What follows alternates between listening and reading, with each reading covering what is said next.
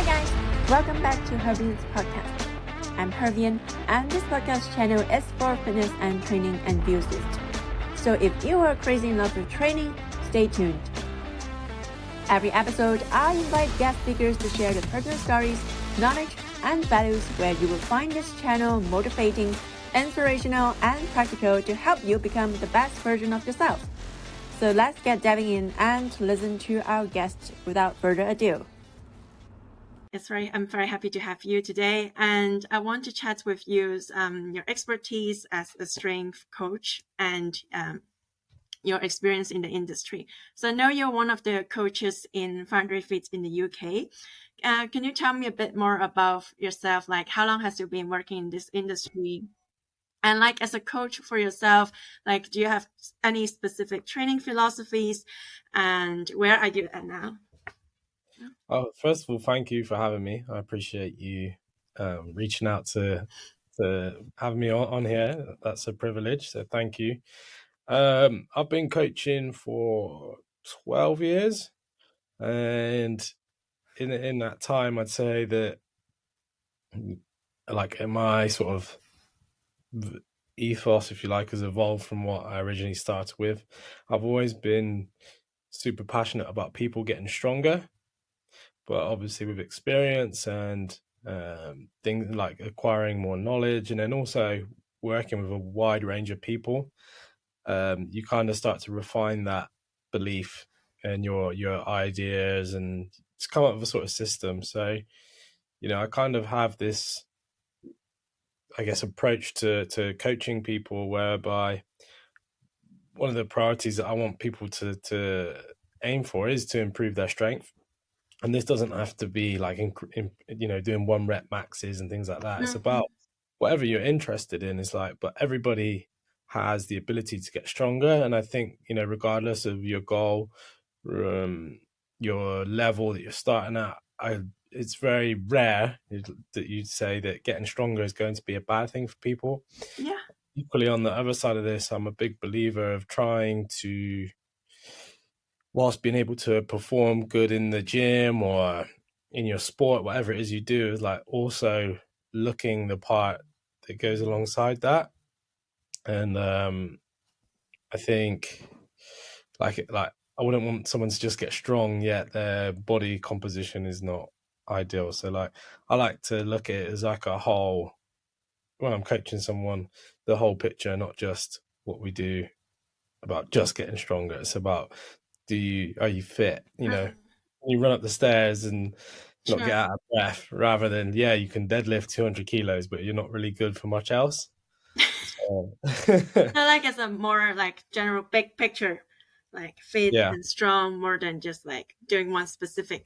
Then that's not really as strong as like as a all-around athlete, or I should say. Also, I'd say over time, I kind of like working with lots of different people as well. You learn different ways to coach people. I think at first, in my first few years of coaching, I was probably quite one-dimensional in the way that I'd coach people. Like, if you didn't do it this way, then I'd be like, why, it's your fault. Why will you not follow this? Rather than me, the coach, being more adaptable to the individual and finding ways to do it. And I've certainly become much better at that as time has gone on. So definitely you have a learning curve as well, like being more adaptive. Yeah, like I think with anything, you're going to make mistakes, and hopefully, after you've been doing it a while, you should look back and be like, oh yeah, I'd do that differently now, in a different way.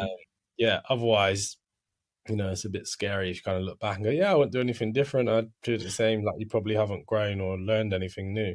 Yeah. But and are your clients coming to you now for a specific, do they have specific goals, like, or will they just say, I want to get stronger? And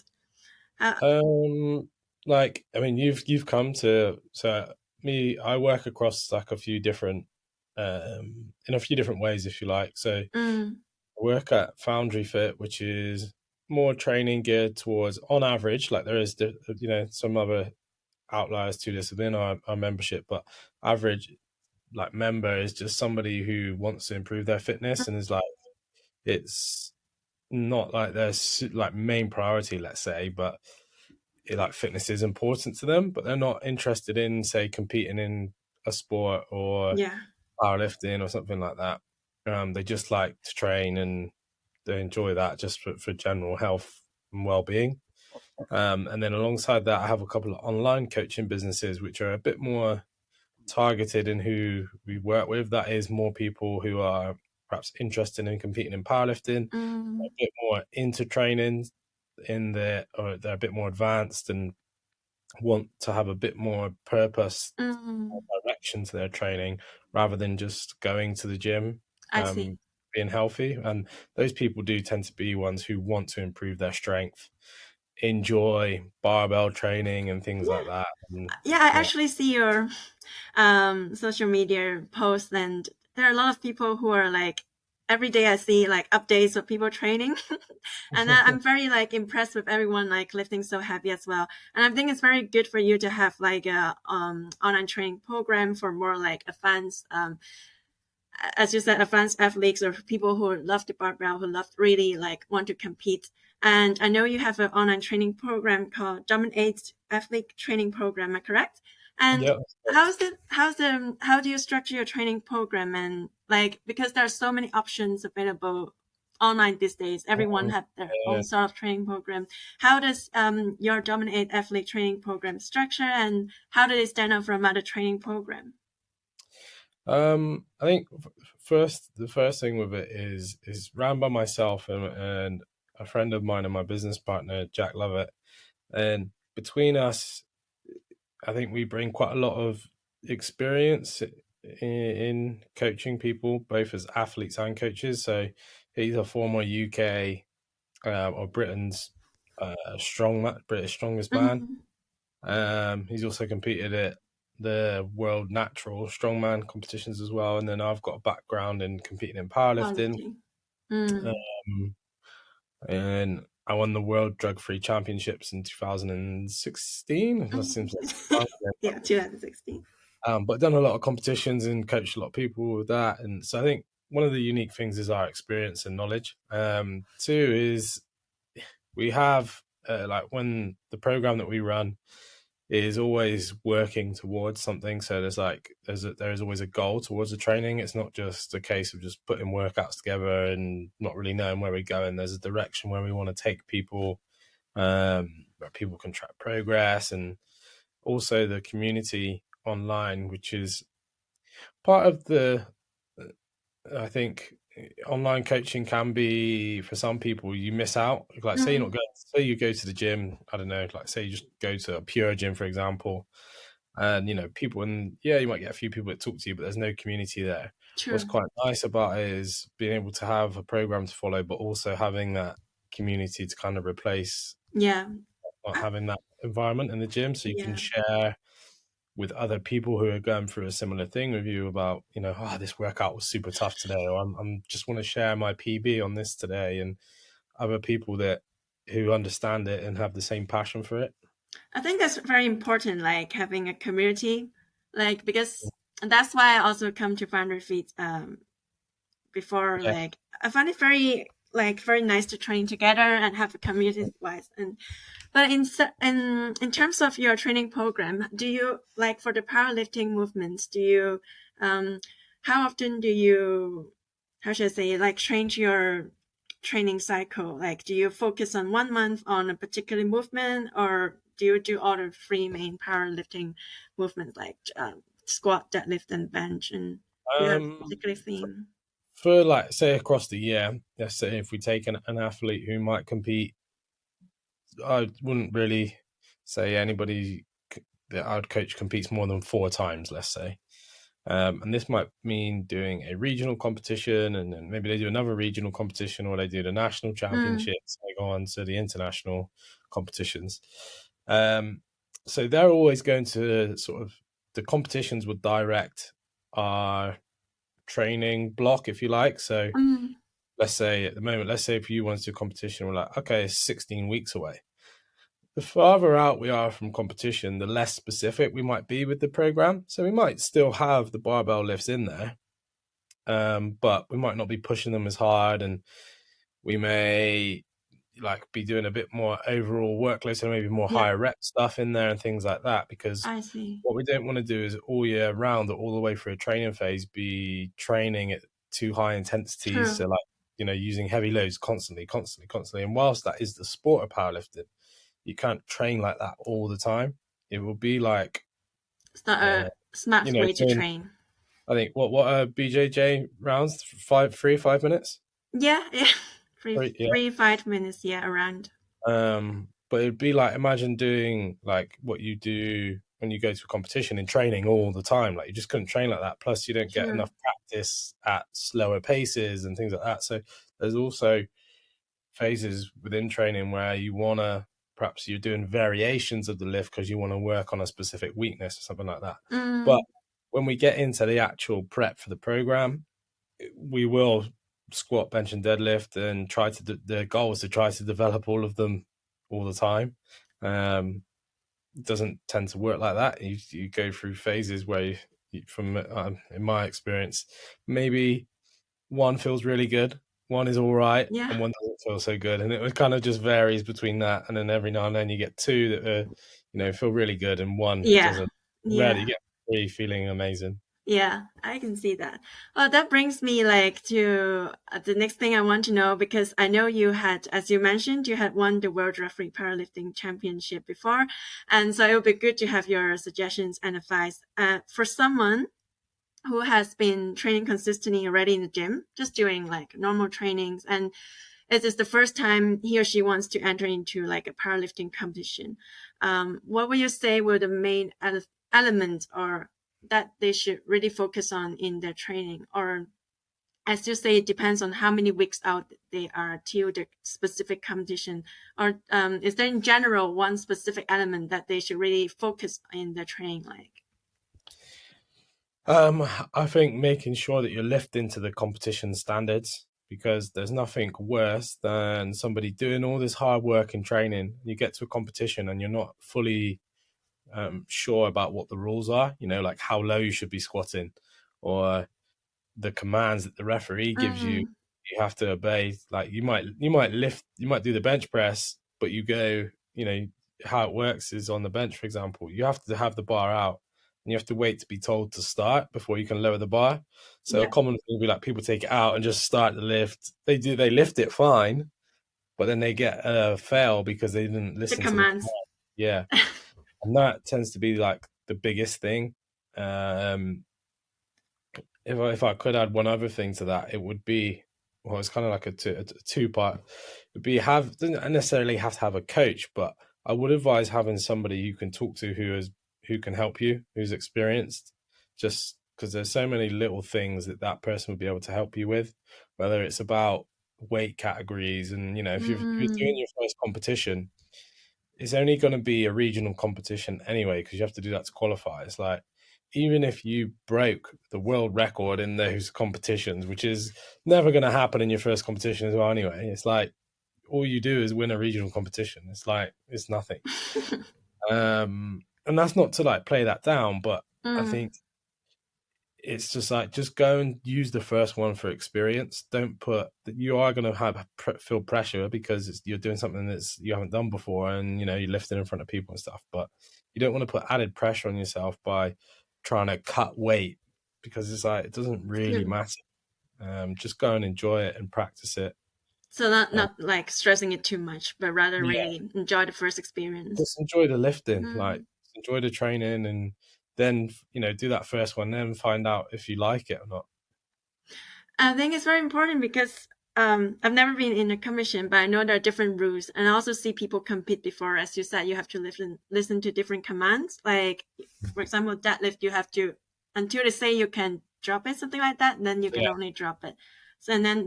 So different regional or different levels of competitions have different rules, right? So it's also very important to study the rules or have someone. Yeah, I mean, for the most part, the rules are pretty much the same across different federations, but there are a few little tweaks in different ones as well. Like things like, say, on the bench press, some organizations will say you have to have your feet flat on the floor. Other ones would be like you can have your heels off the floor as long as your toes are still in contact. So little things like that are just like important to know. That's very cool because I remember when I first went to the gym back in Hong Kong. One of the coaches was also like in a powerlifting background, and it was all in an all females gym, and she recommended a few of us to go for a commission.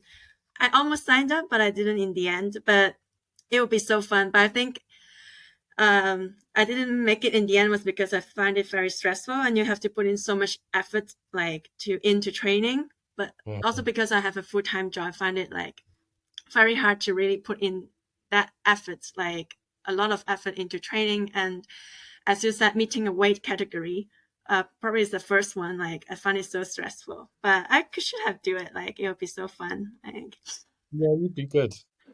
hopefully, and hopefully when I come back from my travels, I also want to sign up for your training program.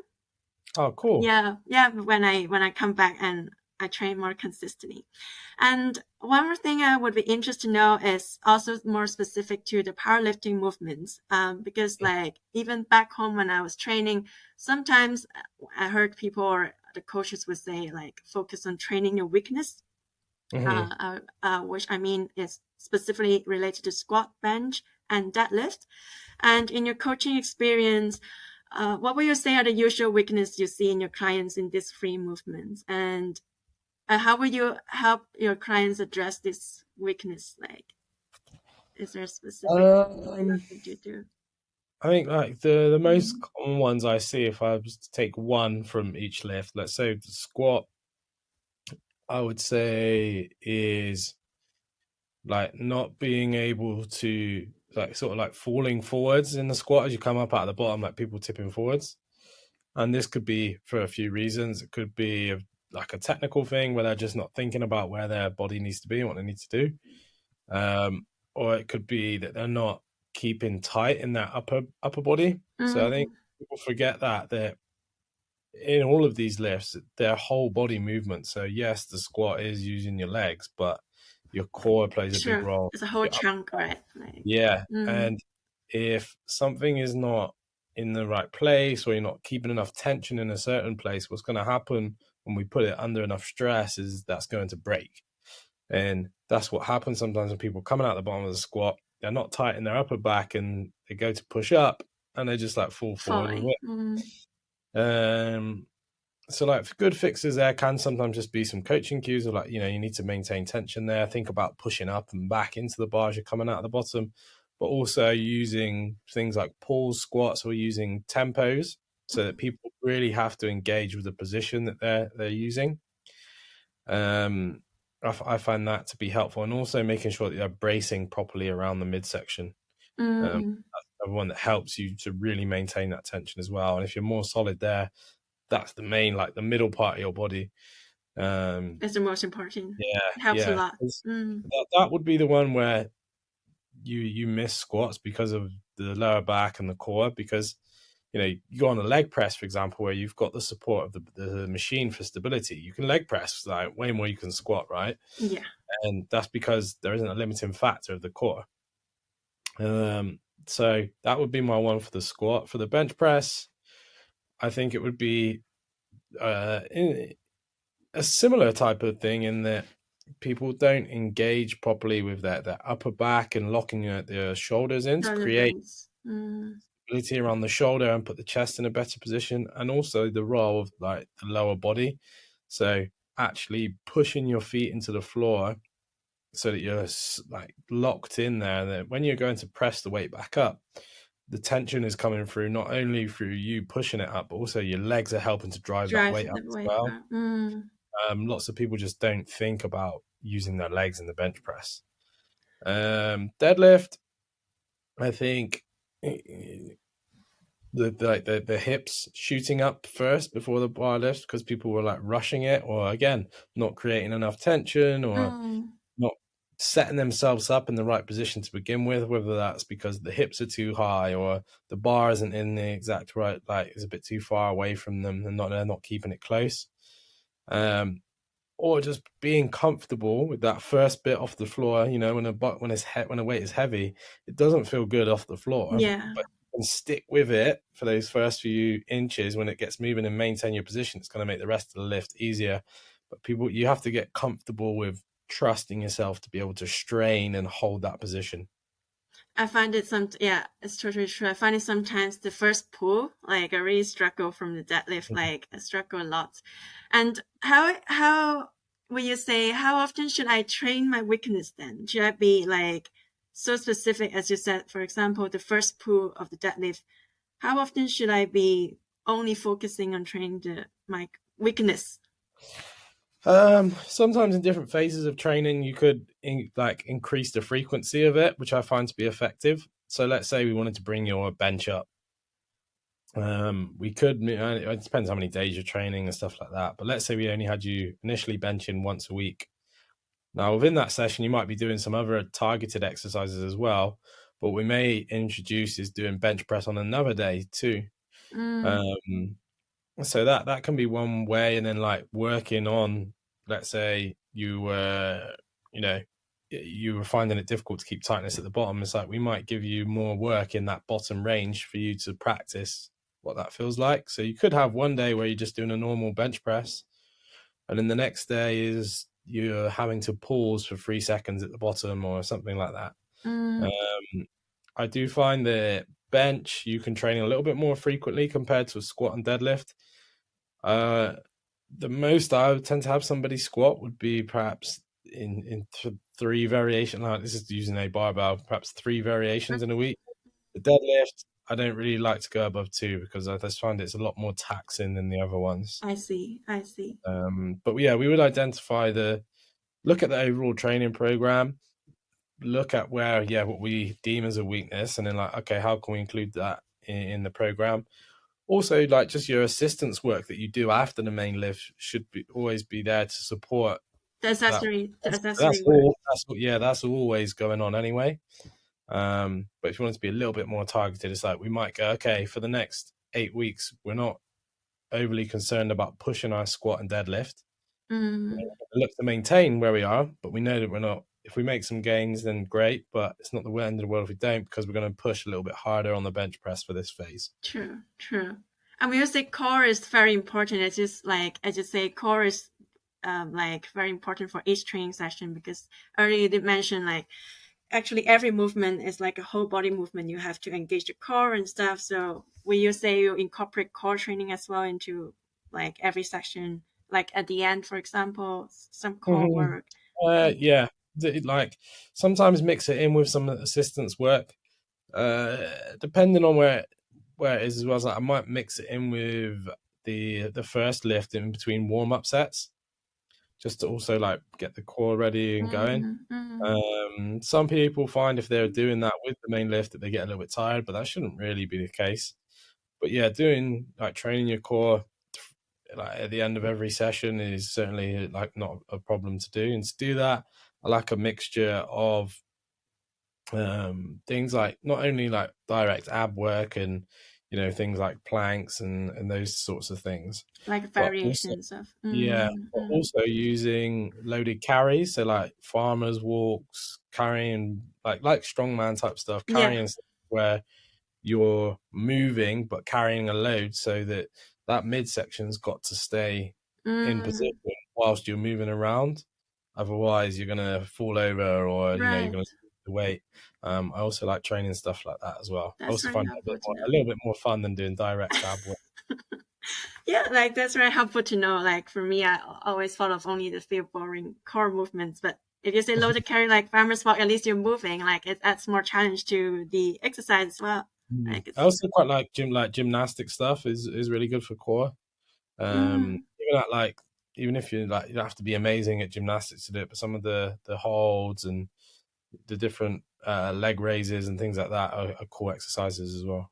That's very good. Thank you for so much for all these advice and suggestions. Are you training for any powerlifting competitions, or do you still compete these days?